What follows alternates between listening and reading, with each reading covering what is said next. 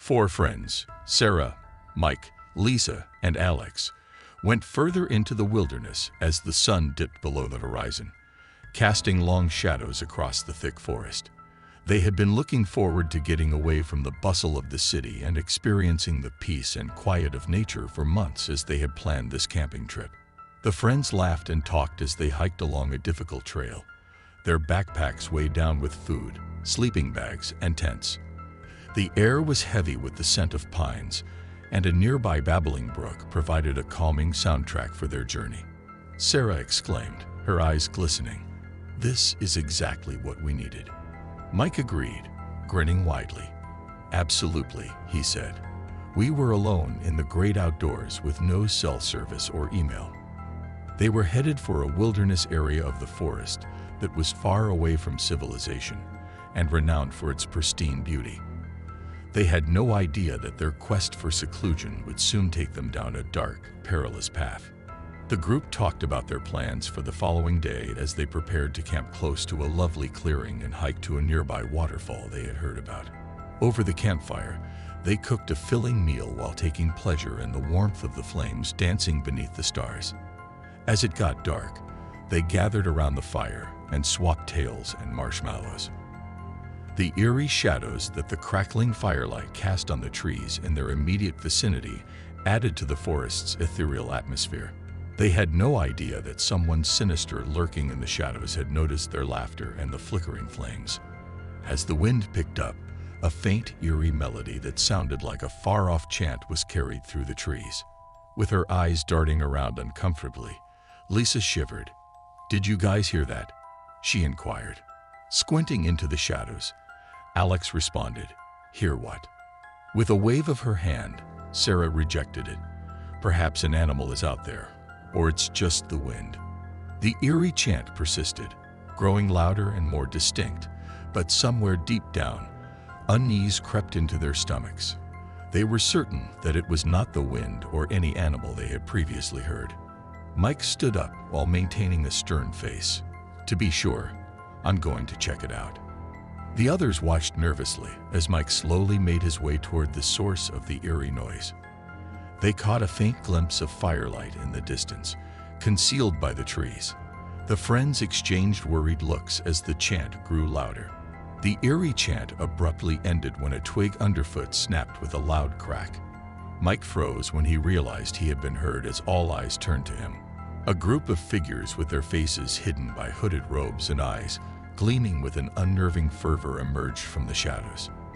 Together, they moved forward and surrounded Mike, who was now surrounded and outnumbered. Sarah, Lisa, and Alex gasped in astonishment as they saw their friend being surrounded by these strange, evil figures. One of the cultists spotted them and pointed at them before they could respond. Sarah grabbed Lisa and Alex by the arms and yelled, "Run!" As they ran into the night and away from the campfire, and the cult members who were now pursuing them, fear erupted in their veins. In their haste to get away, they stumbled over rocks and roots as branches rubbed at their skin. The forest, which was once a peaceful setting, now appeared to be a terrifying maze. Looking back to see the cult members closing in on them, Sarah's heart began to race. They had no choice but to continue running, gasping for air, until they came across a secret alcove among the trees. To catch their breath and conceal themselves from their pursuers, they knelt down. With her eyes wide with fear, Lisa murmured, "What are we going to do?" Alex answered with a firm tone, "We can't leave Mike behind. We must discover where they have taken him and devise a strategy to save him." The friends realized they were now caught up in a nightmare situation as they huddled in the pitch blackness. Their quest for adventure had changed into a desperate struggle for survival as a result of the cult's real and terrifying threat, which was accompanied by its eerie chants and sinister rituals. Sarah, Lisa, and Alex huddled in the concealed alcove, gasping for air after their hasty escape.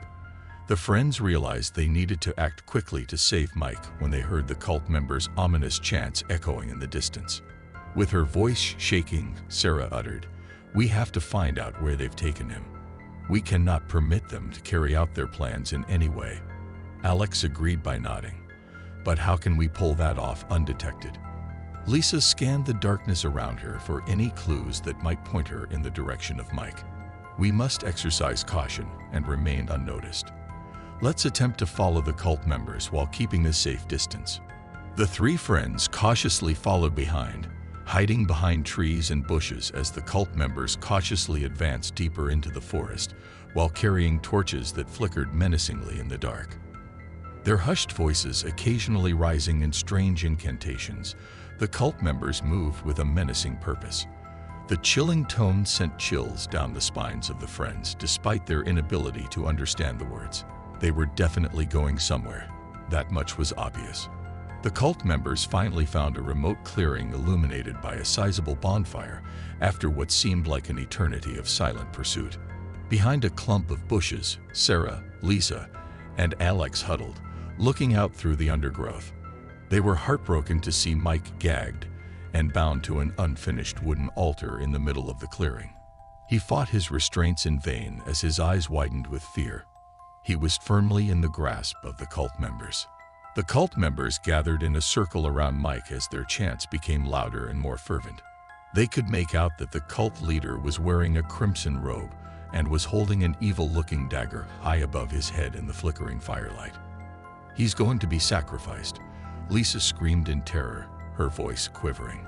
Sarah's eyes began to well up with tears, but she clenched her fists instead, her resolve taking the place of her fear.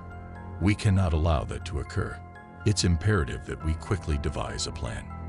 Alex nodded while looking around for any potential tools or weapons they might be able to use. "Branches can be seen there, I see. We might be able to seize them and use them as improvised weapons." With her mind spinning, Lisa's eyes flitted around. "We require a diversion to draw their attention away from Mike." The friends came up with a plan as the cult members carried on with their sinister ritual. Sarah and Lisa gathered some dry leaves and twigs, while Alex quietly retrieved a few sturdy branches. When they were ready, they whispered their plan to one another. The leaves and twigs would be used by Sarah and Lisa to start a small fire near the edge of the clearing, while Alex crept closer to the cult members, ready to strike if necessary. As they carried out their plan, the tense atmosphere was palpable. The makeshift fire was started by Sarah and Lisa, which hissed and cracked and sent smoke plumes into the night sky. The cult members' chants immediately stopped as they turned their attention to the raging fire. Taking advantage of the situation, Alex drew nearer to the altar where Mike was restrained. Every step felt like it would take forever as his heart raced in his chest, but he had no time to waste. In preparation for action at the first sign of danger, he raised the branch far above his head. With a primal yell, Alex lunged forward, bringing the branch down on the cult leader's wrist as the cult leader raised the dagger high above Mike, prepared to deliver the fatal blow. As the leader's hand was cut, he howled in agony as the dagger clattered to the ground. As the cult members fought to regain control, chaos broke out in the clearing. Utilizing the detour to their advantage, Sarah and Lisa sprinted toward Mike and started releasing his restraints. He was frightened but happy to be free. Alex used the branch as a weapon to repel the approaching cult members. The friends fought bravely, their courage winning out over their fear. The four friends left the cult members in disarray after releasing Mike, leaving them to flee. Adrenaline pumping through their veins, they ran through the forest until they arrived at the safety of their secret alcove. The cult members were disappearing into the shadows with their faces contorted in rage and frustration as they looked back one last time, gasping for air. Mike groaningly said, "We can't stay here. It's imperative that we leave the forest and seek assistance." The friends' hearts pounded with each step as they ran through the pitch-black, dense forest. Their courage was strengthened by fear, which propelled them forward. Even though they were temporarily stopped, the cult members persisted in their pursuit.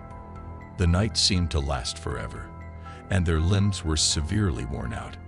Looking behind them in the shadows, Sarah cast a quick glance over her shoulder to look for any indications of the cult members. Mike insisted, his voice resonating with urgency. "We can't stop. We must proceed. We must prevent them from catching us once more." As his hold on the makeshift weapon tightened, Alex nodded in agreement. Leaves rustled beneath their feet as they continued forward, pushing through the underbrush. A maze of anxiety and uncertainty had taken over the forest. After remaining silent throughout their flight, Lisa suddenly stumbled and cried out in agony. She had twisted her ankle, and the pain was visible on her face. Sarah ran to Lisa's side and inquired, "Lisa, are you okay?" Lisa winced in pain as tears began to well up in her eyes. "I am at my limit. The ankle. The pain is too great." Mike's worried expression deepened as he searched incessantly for an answer. "Lisa, we can't just leave you here." Once more, fear overflowed their hearts as the chanting grew louder in the distance. The cult members were approaching, their ominous voices growing louder. Alex urged them, looking around for cover. "We have to hide," he said. "We'll locate a place to hide until they pass us by." They limped deeper into the woods with Lisa's assistance, looking for safety. They located a group of dense bushes, where they knelt down and hoped the cult members would pass by without noticing them. They could now make out the eerie glow of torches moving through the trees as the chanting grew closer. The members of the cult moved with a spooky determination, their faces hidden by hooded robes. The cult members passed by only a few yards away, and the friends held their breath as their hearts raced in their chests.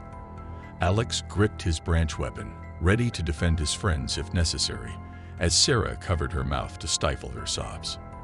After what seemed like an eternity, the cult members finally moved forward, their chants fading into the distance. The friends' tense bodies relaxed as they let out a collective sigh of relief. Mike muttered, "We need to find help for Lisa's ankle.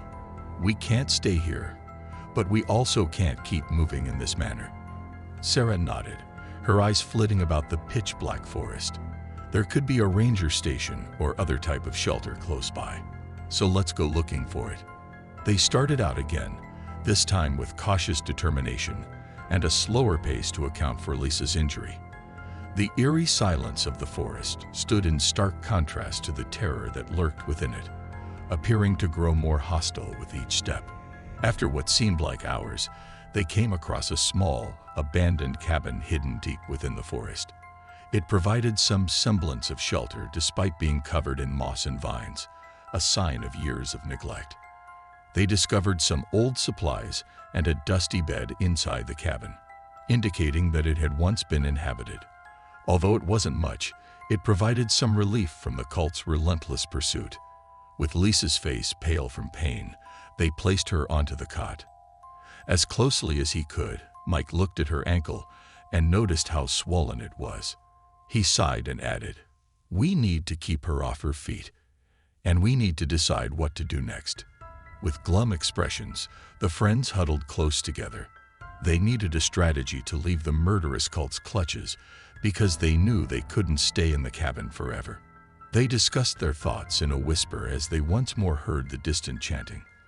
Time was running out, and the cult members were still looking for them. The friends froze, their hearts in their throats as an abrupt creaking sound came from the cabin door. The doorway was occupied by a hooded figure, whose face was obscured by unsettling shadows from the torchlight. The cult member suddenly lunged forward, taking them completely by surprise. A hidden blade was inserted into Lisa's side as Alex swung his branch weapon at the cult member. Time seemed to slow down as Lisa screamed in agony, her eyes wide with shock. The member of the cult ducked into the shadows of his hood, his face hidden, and vanished. Sarah ran to Lisa's side, screaming, "No." Lisa's face twisted in pain as she clutched her injured side, blood seeping through her fingers. Mike struggled mightily to stop the bleeding as tears streamed down his face. "We must immediately enlist her assistance." Once more, the friends found themselves in a nightmare they could never have imagined as Lisa's life was in jeopardy. They were left with a grim determination to save her at any cost after the cult had taken one of their own. As Sarah, Mike, and Alex tried to process the horrific loss of their friend Lisa, the cabin seemed to enclose around them. The floor where she had been lying was covered in blood, and their tear-stained faces were cast in eerie shadows by the flickering candlelight. Finally, with her voice shaking, Sarah said, "We can't stay here. We must leave these woods so that we can find Lisa some assistance." Mike nodded while crying, his eyes turning red. "We owe her that. Her sacrifice must not have been in vain." The friends realized they couldn't continue to stay in the cabin. They made the difficult decision to abandon the only shelter they had discovered while exploring the wilderness. Mike made Lisa a makeshift stretcher out of some tree branches and old blankets. The thought of Lisa's sacrifice weighed heavily on them as they re-entered the forest. They hoped they were moving away from the cult because the chanting had gotten a lot quieter. They could not risk running into those masked individuals once more. The moon was obscured by thick clouds. It was pitch black outside, and their path was hazardous. Every leaf rustle and twig snap sounded like evil whispers, as though the forest were working against them. Moving forward despite their fears, they were adamant. After several hours, they were on the verge of exhaustion. Although they needed to rest, they couldn't afford to remain still for too long. Their minds wandered back to Lisa's recollection as they chose a quiet location and carefully set the makeshift stretcher down. Sarah assured them, "We'll get help soon. We'll make it through this and ensure that Lisa's sacrifice wasn't in vain." They alternated watching and listening for any indications of the cult members.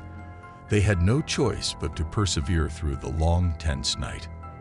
As soon as dawn broke, they set out again, driven by a relentless determination to get out of the woods and find help for their friend who had died. They encountered a small stream as they continued to move forward. A water source could take them to a city, which was a reassuring sign. The possibility of rescue encouraged them as they followed the stream. They eventually came to a trail marker, an old sign pointing in the direction of a nearby ranger station.